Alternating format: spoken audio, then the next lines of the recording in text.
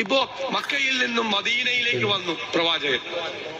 മദീനയിൽ മുസ്ലിങ്ങൾ മാത്രമല്ല ഉണ്ടായിരുന്നു, അവിടെ ജൂതന്മാരുണ്ടായിരുന്നു, ക്രൈസ്തവരുണ്ടായിരുന്നു. അവിടെ പ്രവാചകൻ അവിടെ ഒരു ഭരണഘടന ഉണ്ടാക്കി, മാതൃകാ ഭരണഘടന. ആ മാതൃകാ ഭരണഘടനയിൽ, പ്രവാചകന്റെ മാതൃകാ ഭരണഘടനയിൽ അവിടെ മുസ്ലിങ്ങൾക്ക് മാത്രമുള്ള ഒരു ഭരണഘടന ആയിരുന്നില്ല അത്.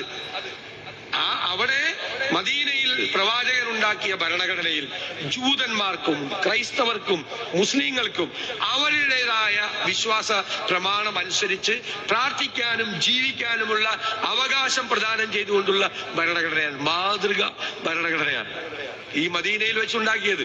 മോഡലാണ് അതെന്ന് പറയുന്നത്. അതിന്റെ വേറൊരു ഫോർമാറ്റാണ്, വേറൊരു പൂർണ്ണമായ രൂപമാണ് ഇന്ത്യയുടെ ഭരണഘടന. ഇസ്ലാമിന് വേറൊരു പ്രത്യേകത കൂടിയുണ്ട്. ഇസ്ലാം കാരുണ്യത്തിന്റെ മതം കൂടിയാണ്. ഉള്ളവൻ ഇല്ലാത്തവന് കൊടുക്കണം എന്ന് കൃത്യമായി നിർദ്ദേശിക്കുന്ന ഒരു സോഷ്യലിസ്റ്റ് മതം കൂടിയാണ്. കാരുണ്യത്തിന്റെ മതമാണ്. സങ്കടങ്ങളെ ചേർത്ത് പിടിക്കുന്ന മതമാണ്. ഏറ്റവും വിഷമം അനുഭവിക്കുന്നവനെ ഏറ്റവും കൂടുതൽ സഹായിക്കണം എന്ന് നിർദ്ദേശിക്കുന്ന ഒരു മതം കൂടിയാണ്. ആദ്യമായി ലോകരക്ഷിതാവിനെ സ്തുതിച്ചുകൊണ്ട് ലോക മലയാളികൾക്കും എന്റെ നാട്ടുകാർക്കും വിദേശത്തുള്ള മലയാളികൾക്കും സുഹൃത്തുക്കൾക്കും സഹായിച്ച എല്ലാ വ്യക്തികൾക്കും പ്രാർത്ഥിച്ചവർക്കും മാധ്യമങ്ങൾക്കും കമ്മിറ്റി അംഗങ്ങൾക്കും നിയമസഹായ കമ്മിറ്റി അംഗങ്ങൾക്കും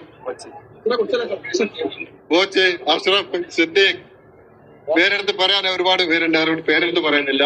റിയാദ് അംബസിലെ മലയാളിയായ സിദ്ദീഖും യൂസുഫ്, അദ്ദേഹത്തിന്റെ മകൻ ആദ്യം